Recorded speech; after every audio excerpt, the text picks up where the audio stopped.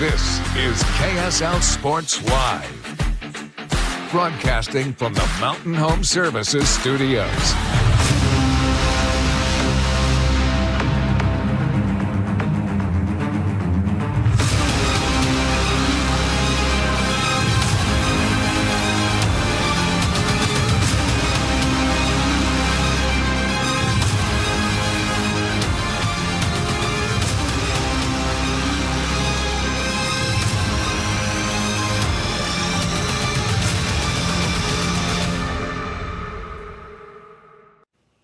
Ooh, anyone else have chicken skin right now? Happy football season, everyone. It is a football Saturday here on KSL Sports Live.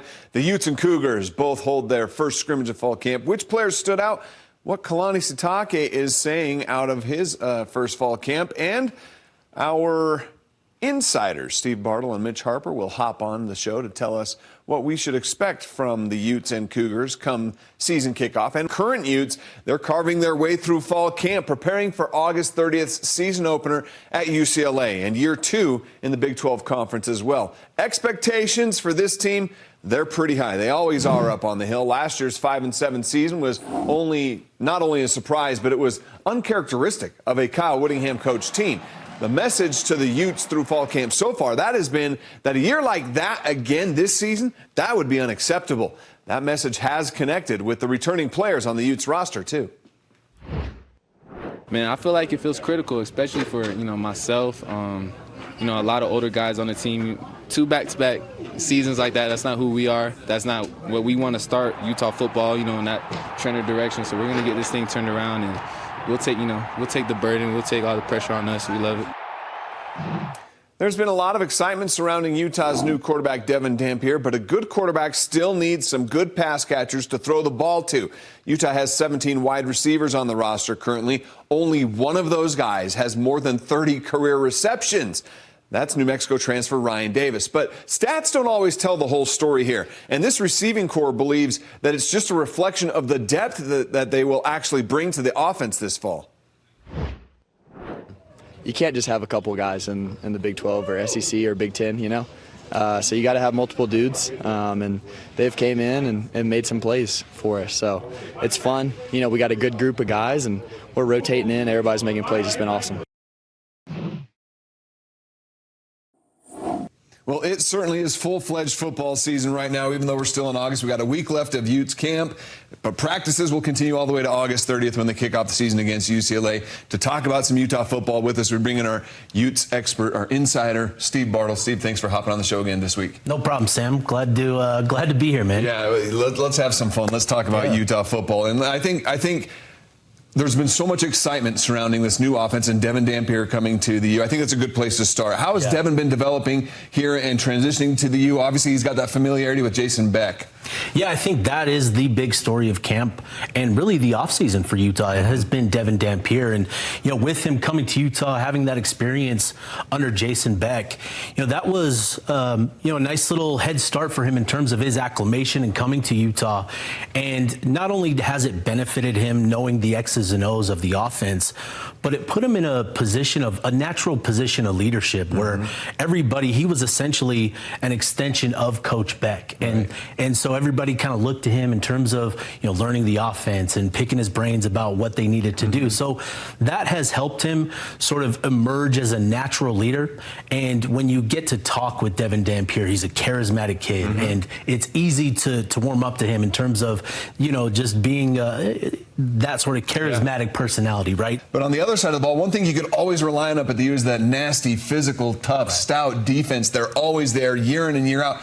Still, this offseason, you got to reload a little bit, right? They lost a few key players there, but I would expect Utah's defense to still be pretty tough, right? Yeah, it's going to be, the typical Utah defense again this year. And, they have lost, a few key players, guys that moved on to the NFL, guys that have graduated, guys that hit the transfer portal. But Utah just has a way of reloading on the defense side of the ball under Morgan Scalley. And, when you talk about some of those positions where they do need to reload, you can start at the defensive line with defensive tackle, right? So they're going to not rely on, but they're the guys that are going to provide provide the depth that Utah needs at that tackle position. The guy that's going to that they're going to rely on is Dallas Vakalahi. Okay. He's going to be the guy in that defensive tackle room that they feel is going to take that next step. He was a true freshman last year.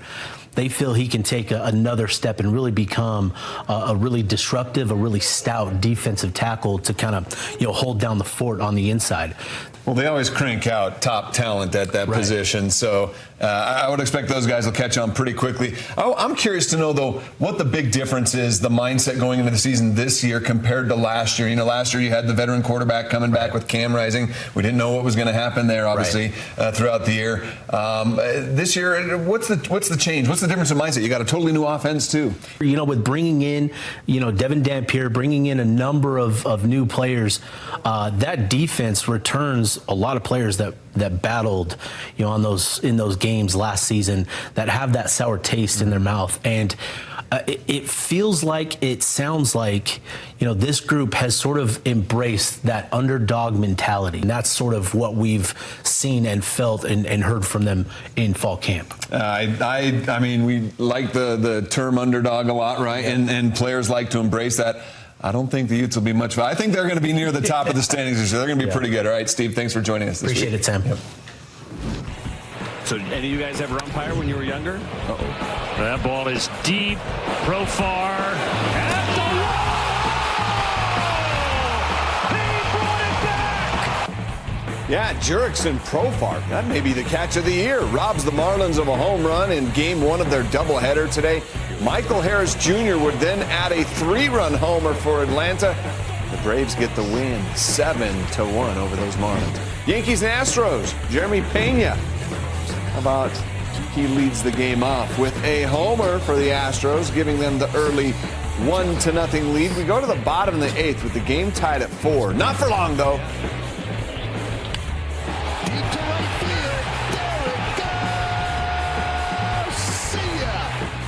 Trent Grisham's solo shot puts the Yankees on top for good. They get the win 5-4. Last weekend on the PGA Tour, it was Cameron Young who ran away from the competition to finally get that elusive first PGA Tour title of his career at the Wyndham Championship. Well, this weekend, we could be seeing a similar story unfold at the St. Jude Championships.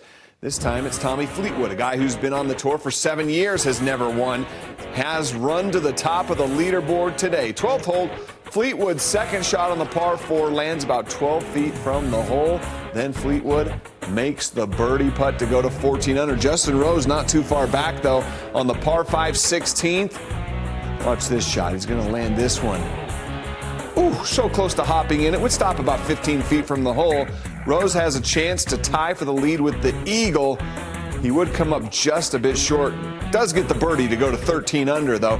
Same hole, Fleetwood chips his third shot just feet away from the pin.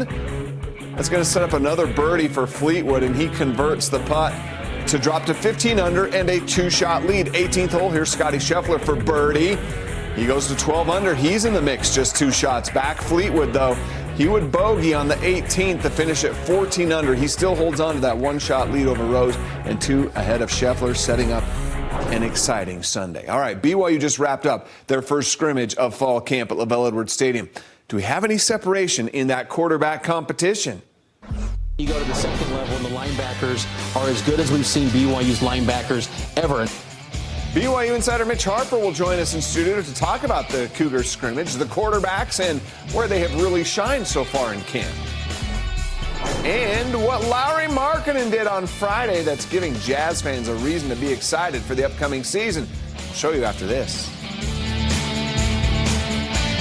Completed its first live scrimmage of fall camp today at LaVell Edwards Stadium. This was a scrimmage that was closed to the public and, of course, to the media, but it included over 100 live snaps under the watchful eye of a full Big 12 officiating crew. Kalani Sitake told us after the scrimmage that this is about as close to a real game feel as these guys could experience on the field up to this point in camp. The reps in the quarterback competition, though, between McKay Hillstead, Trayson Bourgain, and Bear Bachmeyer, still evenly divided. None of them did anything really to stand out in the race, but the time to start developing the depth chart at that position, that's not too far away. It's hard to make that decision now. I want to look at the film and want to see certain reads and if they made the right decisions. I think you guys heard me talk about that before. Just decision making is what we want to see. It's not going to be keeping equal reps, forever. There's going to be a point pretty soon. I'm not ready to say exactly when, but there's going to be a time pretty soon where we're going to have to start, establishing a pecking order. If we keep going the way we're going forever, then nobody will be ready to play in our first game. So that move will be happening soon. Now, according to Sitake, Aaron Roderick, and Jay Hill, it was the defense that by far won the day at the scrimmage. Each of them also admitted that it's pretty standard, though, for the first scrimmage of camp for the defense to be ahead of the offense. The depth and versatility on the defensive line, that was the highlight of this day, while the linebacking crew continues to play at an all-conference level. The defense already ahead of where they were last year. Well, they better be ahead. I mean, there's a bunch of guys that have played on this defense that understand a lot more. I mean, it's even the operational part. It's them knowing and getting a good feel from the play caller in Jay Hill. Maybe one of the places I'm most happy with is our pass rush looks different right now than it did last year. We got some dynamic guys off the edge.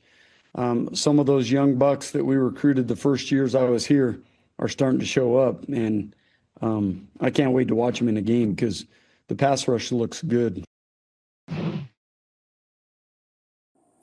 Yeah, football season full swing. We just listened to what the Cougars had to say about their first scrimmage of fall camp on Saturday. Mitch, I kind of want to get your take about it. We got Mitch Harper, our KSL Sports BYU insider, joining us now to talk about BYU fall camp and this opening scrimmage. And Mitch, there's obviously going to be a lot of talk about this quarterback competition. The coaches talked a little bit about it. They didn't reveal much. But where do we stand with this competition so far? It's got to be nearing where you're trimming it down from 3 to 2. And the guys that I look at are McKay Hillstead and Bear Bachmeyer. Those, to me, would be two of the guys that I think have stood out the most in camp. And I think, McKay Hillstead is someone that, we know him locally from his time at Skyridge as an elite, dynamic athlete. And he's tough, too. McKay Hillstead navigated injuries, didn't play behind the greatest offensive lines at Utah State, but still really dynamic, a good athlete. And that's shown up in practices, too, during media observations. Probably the most consistent quarterback. And then Bear Bachmeyer, the potential's there. This is a quarterback that Aaron Roderick pursued heavily out of the high school ranks and wanted him until he committed to Stanford. And then he transfers to BYU. And he had a long list of suitors that could have taken him. So those are the two guys I look at. And Bachmeyer, of course, having that touchdown pass to Cody Hagan, I think it's got to help his cause when it comes to this race that it's going to be very interesting in week 3. Yeah, not a lot of, progress by the offense. At least that's the way the coaches sold it to us, is that offense maybe didn't live up to the levels they expected them to, but you said Bear had the one touchdown pass. Does that maybe, I don't know, what does that do for him in this race? I think it's just a data point that you look at it, but I think ultimately you got to look at the whole collection of things. And look, BYU's offense, they've got personnel around this quarterback, and whoever takes that job is going to be in a position where they've got talented personnel around them with an LJ Martin, Sione Moa at running back. And I think this offensive line has the potential to be even better than last year. There's been times where there's been camp where there's been issues with snaps from Bruce Mitchell, but I still think the overall talent and the depth, Kalani said on Saturday that it's 12 to 13 players that they could turn to. So I think that this is a talented offensive line, and I think that the quarterback position, it's maybe not a known strength right now, but over the course of the season, it could be something that develops into a positive. Okay, but one thing we do know is that this defense, they're expected to be great again. Jay Hill did wonders with them last year. What have you seen so far in camp? I mean, on the scrimmage on Saturday, they mentioned defense won the day, but what have you seen out of this crew so far through camp that leads you to believe they can be that type of top defense in the Big 12 again? Keanu Tanavasa is living up to the expectations and hype that he received. He's becoming the leader, and he's taking on the role of Tyler Batty, being that vocal guy, and Tanavasa has been a force inside from the defensive line to the point where sometimes the offensive line, which I heaped praise on, has looked, they've struggled against Keanu Tanavasa. I also think Tausili Akana, too, Texas transfer, elite first step, and probably best pass rushing ability I've seen from a BYU defensive end since Bronson Kafusi and Ziggy Ansah. An incredible athlete athlete. It just hasn't been realized at Texas yet, but I think Jay Hill is tapping into that, former 4-star potential that Tausilia kind of had. So I think that defensive line is going to generate more pressure. And then you go to the second level, and the linebackers are as good as we've seen BYU's linebackers ever. And that's saying something considering the history at that position for BYU. Jack Kelly, Isaiah Glasker, I think 2 of the best linebackers in the Big 12. And Cialia Serra, Che Bryant-Strother, they're rotating at that Mike linebacker spot. They are going to be one of the best linebacking units in college football this year. That's a strong, deep, talented group. They're going to be special this season. A lot to look forward to with this BYU football team this fall, including the quarterback race, the defense, all those things we just talked about. Can't wait to see what happens here as fall camp continues. Mitch, thanks for joining us. You bet, Sam.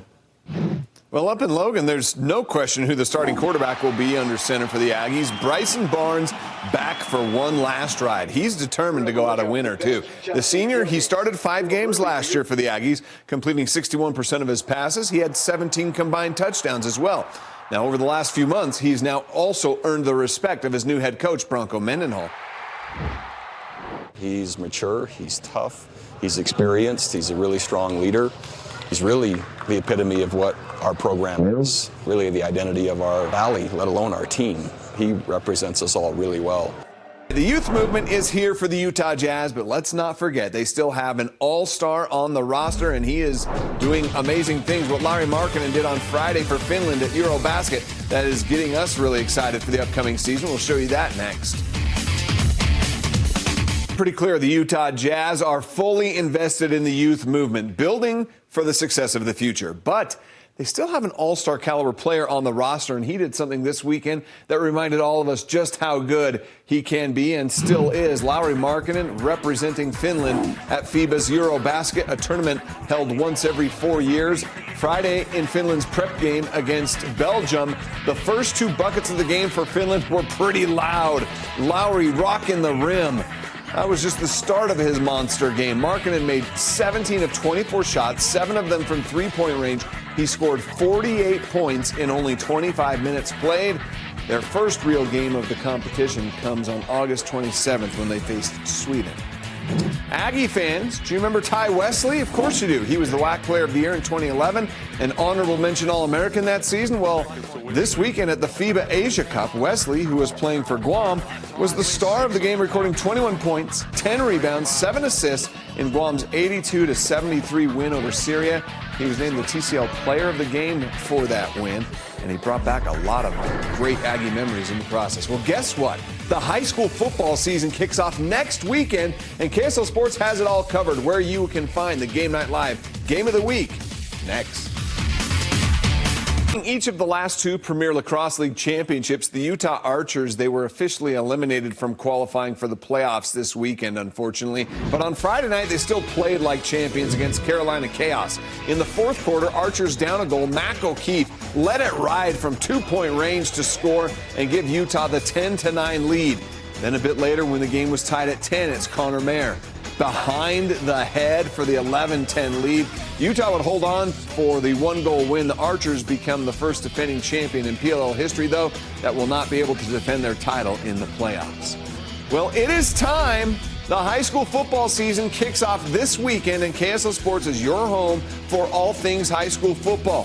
Here on KSL Sports Live, over at KSLSports.com, and on the KSL Plus app. The Game Night Live Game of the Week for Week 1. There it is right there. Mountain Ridge at Sky Ridge. You can watch that game live on the KSL Plus app and the KSL Sports app and at KSLSports.com. And we'll have all your highlights next Saturday at 6.